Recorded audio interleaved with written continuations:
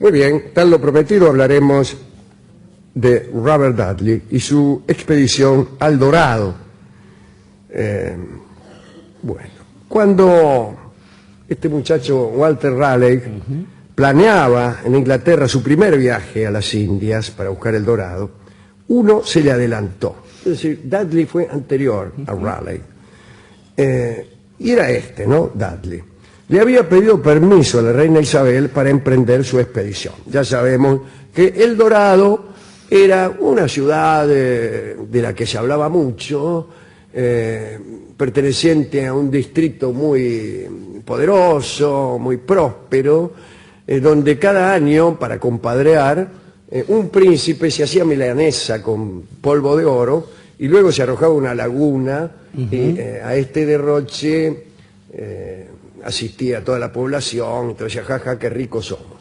Bueno, españoles, ingleses, etcétera, estaban tratando de buscar esa ciudad legendaria y los nativos aprovechaban esa codicia para mandarlos donde Judas perdió el poncho, tal como hacíamos nosotros hace muchos años, ayuros de toda idea del Dorado, cuando nos parábamos en una esquina y cuando alguno preguntaba cómo había que hacer para ir a la General Paz, lo mandábamos a cualquier parte.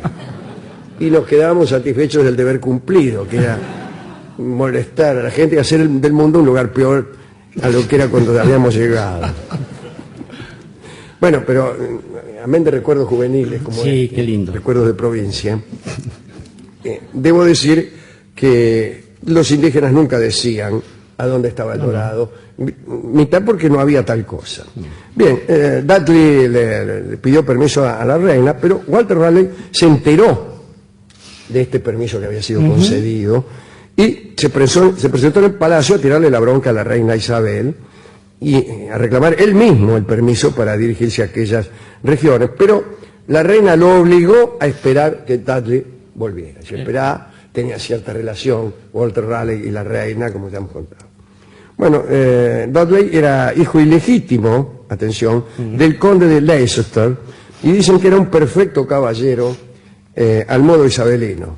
¿Usted sí que es un perfecto caballero al modo isabelino? Sí. Digamos que la reina también era hija ilegítima y era un perfecto caballero. Caballero en el sentido isabelino. Cabalgaba con excelencia. Flor de yegua, excelencia. Sí, una hija de cara pálida. Era famoso, Dudley, por su balanceo en la montura. Atención, ser uno famoso por su balanceo en la montura es mucho más difícil que ser famoso por haber descubierto Australia. ¿Por qué? Porque el último hecho es evidente. Claro. Usted descubrió Australia, yo descubrí Australia, ahí está, fenómeno. Entonces dice, mirá. En cambio, balancearse en la montura puede no ser percibido por los demás. Exactamente. Mientras que es evidentemente ostensible el descubrimiento de Australia. Entonces puede estar usted toda la vida balanceándose en la montura como nadie antes lo hizo, sin que su fama se acreciente ni un ápice. Bueno. Permítame decir, Alejandro, que este balanceo, esto ciertamente era así, se comparaba con el balanceo de aquellos que tenían mucha experiencia en la mar, porque simulaba esa especie de oscilación que el hombre de mar adquiere al caminar en cubierta con el balanceo de las olas, y dicen que ahí viene la expresión dandy. De ahí viene. Dicen algunos, dicen los británicos que son mentirosos, pero bueno. Bueno, de todos modos hay que balancearse en la montura para hacerse famoso como por eso, ¿no? Muy bien. Era también famoso porque fue el primero en enseñar a un perro a colocarse en las salidas de caza para atrapar perdices. Y antes los perros hacían cualquier cosa. Cuando iba a cazar perdices, los perros le chumbaban al dueño, se subían al caballo. Se paraban en dos patas. Se paraban en dos patas y se hacían los muertos. Pero no iban a buscar la perdiz. Bueno, esto es más comprensible para hacerse famoso, ¿no? Mejoró mucho la caza después de... Bueno, el relato más complejo de esta aventura que tuvo Dudley en América lo escribió el capitán Wyatt, uno de sus hombres, ¿no? Wyatt consideraba a Dudley el mayor héroe de la caballería. Bueno, en verdad el amigo Dudley tenía 140 hombres a su cargo en la expedición y un primer piloto temible, llamado Abraham Kendall. Había navegado por las Indias 9 años.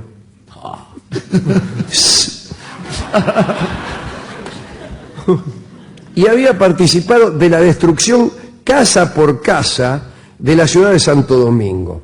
En realidad el que lo había hecho era Drake, pero ahí estaba Kendall, al que cuantimeno le habrá tocado alguna que otra casa. Kendall no le caía demasiado bien al resto de la tripulación que navegaba con Dudley. Se contaba que Kendall no consentía, por ejemplo, que nadie muriese a bordo, porque eso traía mala suerte. Entonces, cuando alguien se enfermaba o estaba herido, Kendall lo tiraba por la borda para que no se muriera en el barco, que se muriera en el mar. Bueno, es mejor prevenir. Era cuidar la suerte general. Dudley llegó con sus hombres al Golfo de Paria, y al norte de Venezuela. La primera noche, después del desembarco, temían un ataque de españoles o de nativos. Los centinelas por ahí dieron una alerta, porque pensaban que a lo lejos se acercaban hombres con antorchas encendidas. Dijeron, se acercan hombres con antorchas encendidas. Pero en realidad era la primera vez que estos hombres veían las luciérnagas. Qué extraordinario, ¿eh? Qué poético. Bien. Luego de reconocer lo que sería la Guayana, dice el extraño escritor que escribe, ¿cómo lo que sería la Guayana? ¿Qué es lo que estoy ¿Y viendo? cómo reconocer algo que sería después? Por el gusto. Claro, uno reconoce algo que fue en todo caso. Si no lo conoce en vez de reconocerlo. Y en realidad no es que después sería la Guayana, era la Guayana, solo que todavía no le habían puesto ese nombre. Bueno, en ese territorio, Dudley capturó a un indio que hablaba español. Ya sospechó él. Sí. Siempre se sospecha del don de lengua. Y se hacía llamar Baltasar. Se hacía llamar quiere decir que evidentemente no se llamaba.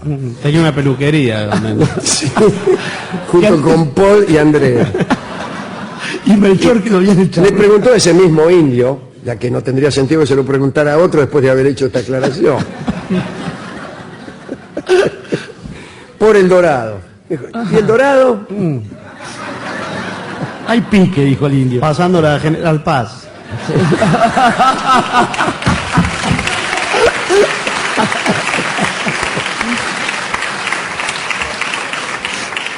En realidad se lo preguntó creyendo que todos los indios sabían dónde quedaba El Dorado. Sí. Él pensó que era como llegar justamente a la General Paz. Primero Baltasar no quiso hablar, pero después lo amenazaron de muerte y habló. Y se inició entonces, dijo, queda por allá. Se inició una marcha espantosa. En determinado momento viajaban por un riachuelo obstruido por árboles caídos y detritos vegetales. Me parece que lo estuviera viendo. Baltasar, el indio, se ofreció a correr algunos obstáculos. Dice, ¿quiere que le corra ese árbol? Pero aprovechó para huir en medio de la espesura. Mirá vos. Inmediatamente, el objetivo de la expedición cambió. Ya no se trataba de encontrar El Dorado, sino de encontrar algún camino que lo sacara de allí. Claro. Es significativa la degradación de la meta. Encontraron a otro indio, pero no le sirvió de nada. Me encanta este inciso. En el medio de un cuento cualquiera que escribe, encontraron a otro indio, pero no le sirvió de nada. Claro, que ni siquiera se llamaba Baltasar ni hablaba español, así que... Se limitaba a señalar y decir Paracoa. Paracoa. Pero en realidad el indio trataba de señalarles el camino de regreso al mar, pero ellos no lo entendían. Dudley y sus hombres, nosotros sí ahora bien sabemos que en el lenguaje de aquellas regiones, Paracoa quiere decir, debe usted tomar Orinoco abajo. Orinoco abajo y buscar un afluente. Bien, Dudley y sus hombres anduvieron 2 meses perdidos, comiendo cocos y raíces. Le comió el coco. Que viene el coco y te comerá. Yo las raíces se las como, pero el coco no. Lo único que hacían era buscar riachos, veían para dónde apuntaba la corriente y así fueron llegando cada vez a corrientes más anchas, hasta que dieron con el Orinoco y muy bien, llegaron al mar. Cuando volvieron allí donde habían dejado los barcos, vieron otro barco que también era de Plymouth. La llegada de este barco nuevo, envalentonó a Dudley. Ya ve como es uno, cada vez que llega un barco de Plymouth se agranda, se envalentona. Y entonces dijo, bueno, vamos de nuevo. Tentó a los hombres que acababan de salvarse, recién volvían. Sí, sí. Y dice, che, si vamos de nuevo. Pero esta vez llevamos a los que acaban de llegar del Plymouth, que seguro que saben todo. Entonces hubo una nueva salida, pero tampoco tuvieron suerte. Se encontraron con 4 indios, que al igual que Baltasar, los llevaron hasta determinado punto, probablemente el mismo, y huyeron. Parece que había un lugar que estaba destinado a que los indios huyeran. Y los dejaron otra vez en medio de la espesura. Ahora, esta vez habían tomado precauciones y postas y habían arrojado migas de pan a lo largo del camino. Así que no llegaron a perderse, regresaron al Golfo y después a Inglaterra. Bueno, no encontraron nada. Ahora bien, Dudley no quería perder el favor real, la simpatía de la reina. Entonces, pensó algo para sostener en la corte. Y dijo, mi expedición tuvo éxito, porque al menos hemos comprobado que el dorado no existe. Nunca lo hiciera, era lo peor que podía decir. Claro. Pero no le creyeron. No haber encontrado nada hizo imposible la vida noble de Dudley, y entonces fue rechazado en la corte por ineficaz y tuvo que exiliarse en Italia. En Italia, Dudley utilizó los honores que le habían negado en Inglaterra. Se hizo católico e italiano y empezó a perseguir cuantos herejes ingleses pudo encontrar. Con los años llegó a formar parte de la nobleza italiana y juró su lealtad únicamente a Florencia. Está bien, que es la mejor forma de ser italiano. Sí, sí. Sus obras de navegación fueron publicadas en Italia cuando ella tenía 72 años y fueron dedicadas al duque de Toscana. Y murió finalmente en Italia, y aquí hay un detalle interesante. Murió deseando que nadie encontrara el dorado. Cada vez que recibía noticias de otro intento para hallar, empezaba a hacer cuernos. Y cuando se enteraba de que el intento había fallado, organizó un bailongo para celebrar que nadie hubiera certificado su propia ineficacia. Se había hecho italiano en serio el tipo. Sí, claro. Hoy Dudley estaría muy contento porque ya no quedan casi lugares por buscar. Se ha buscado en todas partes y el dorado no estaba. Así que, si me permite usted, antes de preguntarle a quién quiere dedicar esto, le diré que tiene algún sentido buscar cosas que uno no sabe dónde están. Casi uno diría, bueno, ¿qué otra cosa es buscar sino tratar de contactarse, de hacer intersección con algo que uno no sabe dónde está? Pero, sin embargo, hay quien busca convencido de que sabe dónde está lo que busca. Y eso es peligrosísimo. Más peligroso que lo de Dudley, que buscaba una cosa que no existía. Es peligroso un tipo que busca algo y cree saber dónde está, y que considera su enemigo aquel que piensa que está en otra parte. Porque el que está convencido de que está en el camino correcto no mira nunca las estrellas. Ya está orientado, viene orientado de fábrica, no le hacen falta brújulas, ni sectantes, ni observaciones. Así que no simpatizo, prefiero los que buscan sin saber de antemano. ¿Sabe por qué? Porque preguntan. No está mal eso. ¿A quién quiere dedicar esta charla? En realidad había pensado en otra dirección, pero esto que usted dice me acaba de revelar nuevos horizontes. ¿Sí? Está bien, el hombre noble no es que cambia de utopía, modifica el rumbo de su utopía cada 2 cuadras. Exactamente, y en esas 2 cuadras, yendo por el lado de la General Paz, me he encontrado con personas como nuestro amigo Odiseo, que alguna vez sabía dónde iba, porque de hecho iba a una también guerra, llamado Ulises. Ulises para los amigos, encontró la guerra, y una vez que la guerra hubo terminado, pese a que algunos dicen que no tuvo lugar la guerra de Troya, volvió hacia algún lugar que él sabía que era ese lugar al que todos volvemos, pero que la historia estaba en el camino.